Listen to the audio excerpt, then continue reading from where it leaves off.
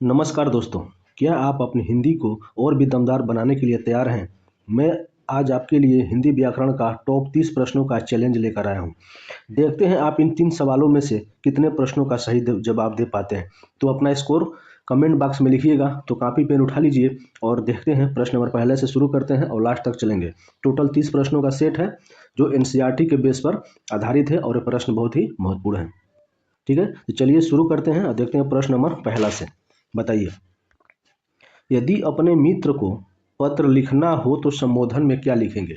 मान लीजिए आपका कोई मित्र है, उसको आप पत्र लिख रहे हैं, तो संबोधन में सबसे पहले आप क्या लिखेंगे? ऑप्शन ए आदरणीय मित्र, ऑप्शन बी पूजनीय मित्र, ऑप्शन सी प्रिय मित्र या ऑप्शन डी महोदय।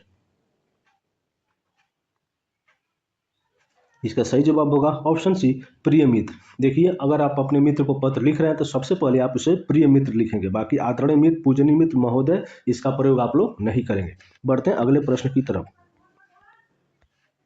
बताइए सॉरी, रोला और उल्लाला को मिलाने से कौन सा छंद बनता है?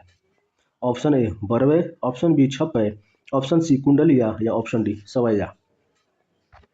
रोला और उल्लाला को मिलाने से कौन सा छंद बनता है? इसका राइट जवाब होगा ऑप्शन बी छपै। देखिए, यह एक संयुक्त मात्रिक छंद है। इसके शुरुआती 4 चरण रोला के और अंतिम 2 चरण उल्लाला के, कुल 6 चरण होने के कारण इसे छपै कहते हैं। अगला सवाल बताइए, मुख मयंक संब मंजू मनोहर में कौन सा अलंकार है? ऑप्शन ए रूपक, ऑप्शन बी उपमा, ऑप्शन सी उत्प्रेक्षा या ऑप्शन डी अनुप्रास। इसका सही जवाब होगा ऑप्शन बी उपमा। जहां रूप, रंग या गुण के आधार पर दो वस्तुओं की तुलना की जाए, यहाँ मयंक यानी चंद्रमा से मुख की तुलना की जा रही है, इसलिए इसमें क्या होगा? आपका उपमा अलंकार होगा। अगला सवाल बताइए। अगला, जिजीविषा का अर्थ है जीने की इच्छा, जीतने की इच्छा, परोपकार की इच्छा या प्रबल इच्छा। जिजीविषा का अर्थ है, इसका सही जवाब होगा ऑप्शन ए। ऑप्शन ए आपका राइट होगा, जीने की इच्छा। चलिए अगला प्रश्न, अद्भुत रस का अस्थाई भाव क्या है? ऑप्शन ए विस्मय, ऑप्शन बी क्रोध, ऑप्शन सी उत्साह या ऑप्शन डी शोक। इसका सही जवाब होगा ऑप्शन ए विस्मय। जब हम कोई चीज देखते हैं जो असंभव या आश्चर्यजनक हो तो मन में हैरानी का भाव आता है, उसे विस्मय कहते हैं। यही अद्भुत रस का आधार है। अगला सवाल, शिल्पगत आधार पर दोहे का उल्टा छंद कौन सा है? यानी पूछ रहा है कि दोहे का उल्टा क्या होता है। ऑप्शन ए रोला, ऑप्शन बी चौपाई, ऑप्शन सी सोठा या ऑप्शन डी बरवय। इसका सही जवाब होगा ऑप्शन सी सोरठा। सोरठा जो है दोहे का उल्टा होता है। देखिए, दोहे के पहले और तीसरे चरण में 13-13 मात्राएं होती हैं, जबकि सोरठा के पहले और तीसरे में 11-11 मात्राएं होती हैं। अगला प्रश्न, चरत धरत चिंता करन, चरण धरत चिंता करत, चितवन चहु ओर, आ सुवरन को ढूंढत फिरत, कभी व्यभिचारी चोर। में आपको अलंकार बताना है, कौन सा अलंकार है? ऑप्शन ए यमक, ऑप्शन बी श्लेष, ऑप्शन सी रूपक या ऑप्शन डी उपमा।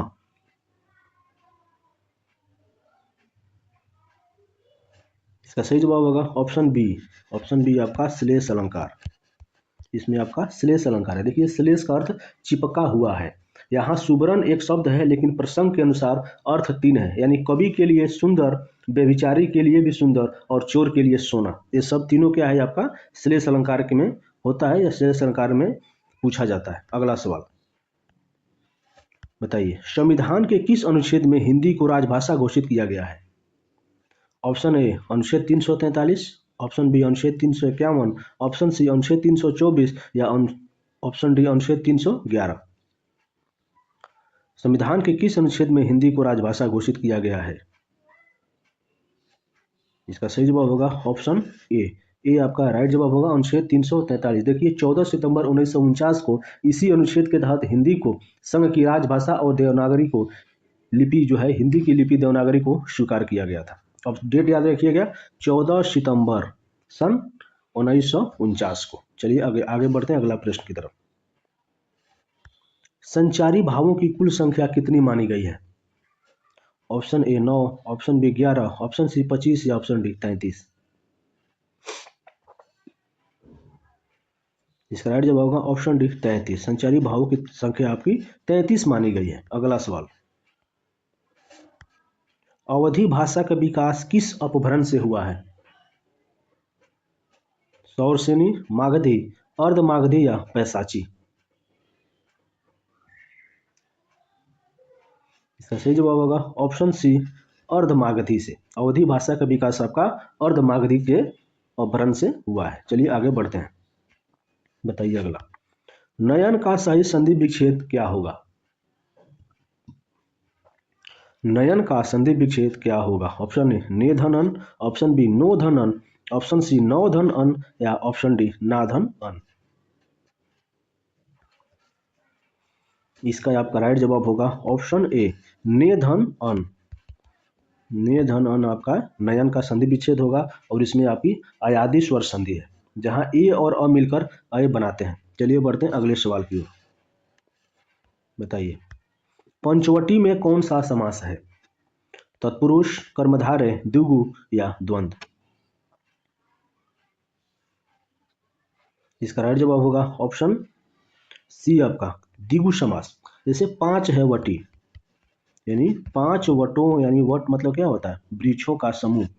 5 वृक्षों का समूह आपका पंचवटी, उसमें आपका गणना पद आ रहा है, इसलिए इसमें द्विगु समास है। ठीक है, आगे बढ़ते हैं अगले प्रश्न की तरफ, बताइए अगला, जिसके बिना काम ना चल सके वह शब्द है? आवश्यक, एकमात्र सहारा, अपरिहार्य या अगम्य? जिसके बिना काम न चल सके के लिए एक शब्द क्या है? इसका सही जवाब होगा ऑप्शन सी अपरिहार्य। चलिए आगे बढ़ते हैं, लापरवाह का सही विलोम शब्द है? ऑप्शन ए चंचल, ऑप्शन बी सावधान, ऑप्शन सी उदय या ऑप्शन डी सचल? लापरवाह का सही विलोम शब्द है, इसका राइट जवाब होगा ऑप्शन बी सावधान। लापरवाह मतलब होता है कि लापरवाही से कोई काम करना, लेकिन उसका विलोम आपका सावधान, बिल्कुल सतर्क। चलिए अगला प्रश्न, बताइए बहुधा का विलोम शब्द होगा? बेमेल, सदैव, यदा कदा या बाह्य? बहुधा का विलोम शब्द होगा, इसका सही जवाब होगा ऑप्शन सी यदा कदा। बहुधा मतलब क्या होता है? हमेशा। ठीक है, बहुधा मतलब हमेशा, तो आपका उसका विलोम यदा कदा मतलब कभी कभी। ऑप्शन सी राइट जवाब। आगे बढ़ते हैं अगले सवाल की तरफ, देखिए अगला, मैला आंचल के लेखक कौन है? Option A Premchand, option B Phanishwarnath Renu, option C Jaishankar Prasad या ऑप्शन डी अगे? मैला आंचल के लेखक कौन है? इसका राइट जवाब होगा ऑप्शन बी। ऑप्शन बी आपका फरेश्वरनाथ रेणु। देखिए इस उपन्यास में पूर्णिया जिले के एक गांव की कथा है। आंचलिक का अर्थ है किसी विशेष क्षेत्र यानी अंचल की संस्कृति को दिखाना, यानी एक पूर्णिया जो गांव है उसी पर आधारित आपका उपन्यास है।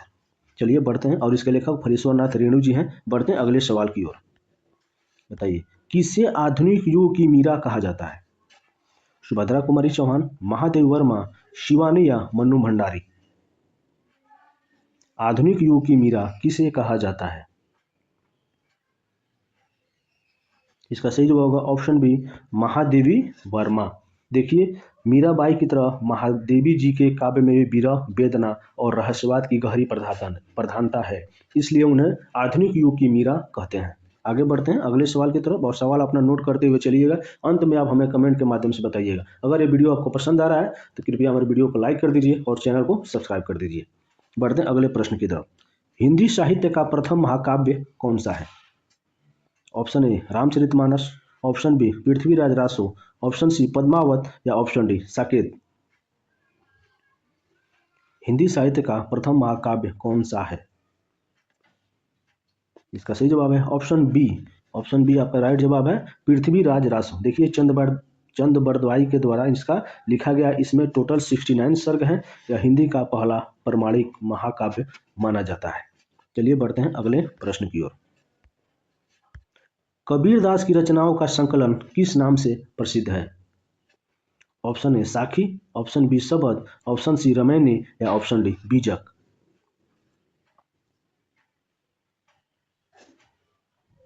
इसका सही जवाब होगा ऑप्शन डी बीजक। देखिए कबीरदास अनपढ़ थे, उन्होंने अपनी वाणियां मुख से कही हैं। उनके शिष्य धर्मदास ने उन्हें बीजक में 3 भागों में संकलित किया, जिसको साखी, शबद और रमैनी कहते हैं। चलिए बढ़ते हैं अगले प्रश्न की ओर। कलम का सिपाही जीवनी किसके जीवन पर आधारित है? Option A Premchand, option B Nirala, option C Pant या ऑप्शन डी प्रसाद। कलम का सिपाही जीवनी किसके जीवन पर आधारित है? का सही जवाब होगा ऑप्शन ए। ऑप्शन ए आपका प्रेमचंद। देखिए मुंशी प्रेमचंद को कलम का सिपाही कहा जाता है। उनके बेटे अमृत राय ने इसी नाम से उनकी विस्तृत जीवनी को लिखा है। अगला प्रश्न, बिनु पद चले सुने बिनु काना में कौन सा अलंकार है? ऑप्शन ए विशेषोक्ति, ऑप्शन बी विभावना, ऑप्शन सी असंगति या ऑप्शन डी भ्रांतिमान। बिनु पद चले सुने बिनु काना में अलंकार आपको बताना है कौन सा अलंकार है। सही जवाब होगा ऑप्शन बी। ऑप्शन बी आपका राइट जवाब होगा विभावना। जहां कारण मौजूद न हो और फिर भी कार्य हो रहा हो वहां विभावना अलंकार होता है। यानी बिना पैर के भी वह चल रहा है और बिना कान के भी वह सुन रहा है, इसमें आपका विभावना अलंकार है। बढ़ते हैं अगले प्रश्न की ओर। विभत्स रस का अस्थाई भाव क्या है? आपको बताना है विभत्स रस जो है इसका अस्थाई भाव क्या है। ऑप्शन ए विस्मय, ऑप्शन बी जुगुप्सा या घृणा, ऑप्शन सी निर्वेद या ऑप्शन डी क्रोध।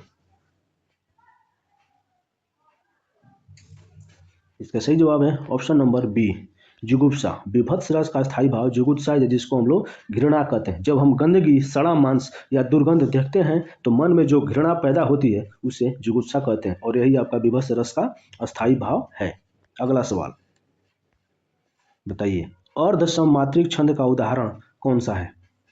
ऑप्शन ए चौपाई, ऑप्शन बी रोला दोहा, ऑप्शन सी रोला या ऑप्शन डी कुंडलिया। अर्ध सममात्रिक छंद का उदाहरण कौन सा है? इसका सही जवाब है ऑप्शन बी दोहा। अर्ध सममात्रिक आपका दोहा छंद होता है। चलिए अगला प्रश्न, हिंदी की कितनी उपभाषाएं हैं? Option A 3, option B 4, option C 5 या ऑप्शन डी 6। हिंदी की कितनी उपभाषाएं हैं? इसका सही जवाब है ऑप्शन बी। देखिए हिंदी की कुल 5 उपभाषाएं हैं। पहला पश्चिमी हिंदी, दूसरा पूर्वी हिंदी, तीसरा राजस्थानी, चौथा बिहारी हिंदी और पांचवा पहाड़ी हिंदी। बढ़ते हैं अगले प्रश्न की ओर। अतिशयोक्ति अलंकार का अर्थ क्या है? ऑप्शन ए तुलना करना, ऑप्शन बी बढ़ा चढ़ाकर कहना, ऑप्शन सी संदेह पैदा करना या ऑप्शन डी भेद मिटा देना। अतिशयोक्ति अलंकार का अर्थ क्या है? इसका सही जवाब होगा ऑप्शन बी बढ़ा चढ़ाकर कहना। जब किसी की प्रशंसा या स्थिति का वर्णन वास्तविकता से बहुत ज्यादा बढ़ाकर किया जाए तो वहां पर अतिशयोक्ति अलंकार होता है। चलिए बढ़ते हैं अगले प्रश्न की ओर। कुरुक्षेत्र किसकी प्रसिद्ध काव्य कृति है? कुरुक्षेत्र किसकी प्रसिद्ध काव्य कृति है आपको बताना है। Option A Suryakant Tripathi Nirala, option B Ramdhari सिद्धिनकर, ऑप्शन सी सुमित्रा नंदन पंत या ऑप्शन डी मैथिली शरण गुप्त। कुरुक्षेत्र किसकी प्रसिद्ध काव्य कृति है? इसका सही जवाब है ऑप्शन बी रामधारी सिंह दिनकर। इसमें आपका ऑप्शन बी राइट है। देखिए यह काव्य द्वितीय विश्व युद्ध के समय लिखा गया था, जिसमें भीष्म और युधिष्ठिर के संवाद के माध्यम से युद्ध की अनिवार्यता पर चर्चा की गई है। ऑप्शन बी याद रखिएगा। ठीक है आगे बढ़ते हैं। इनमें से कौन सा शब्द आकाश का पर्यायवाची नहीं है? व्योम, नभ, अंबर या अंबु। आकाश का पर्यायवाची आपको नहीं है, छांटना है।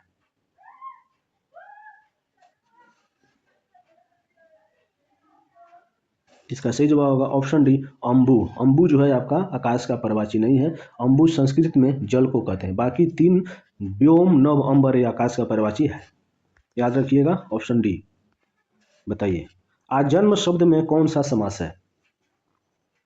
आजन्म शब्द में समास बताना है। ऑप्शन ए तत्पुरुष, ऑप्शन बी द्वंद्व, ऑप्शन सी अव्ययी भाव समास या ऑप्शन डी कर्मधारय।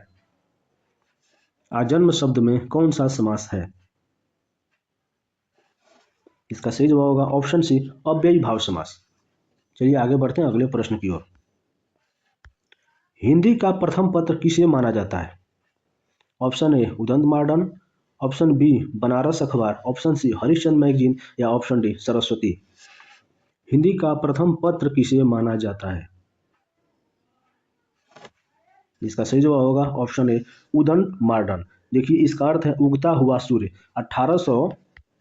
1826 में कानपुर के पंडित जुगुल किशोर शुक्ल ने इसे कोलकाता से शुरू किया था। याद रखिएगा ऑप्शन है आपका उदंत मॉडर्न।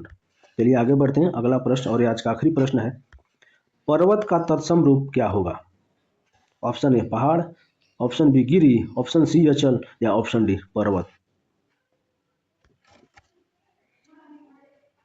बताइए पर्वत का तत्सम रूप क्या होगा? इसका राइट जवाब होगा ऑप्शन डी पर्वत। चलिए इसका आंसर आपका ऑप्शन डी हो जाएगा पर्वत। पर्वत जो है पहाड़ तद्भव शब्द है जो बोलचाल में बदला जाता है, जबकि संस्कृत का मूल शब्द पर्वत तत्सम यानी उसके समान।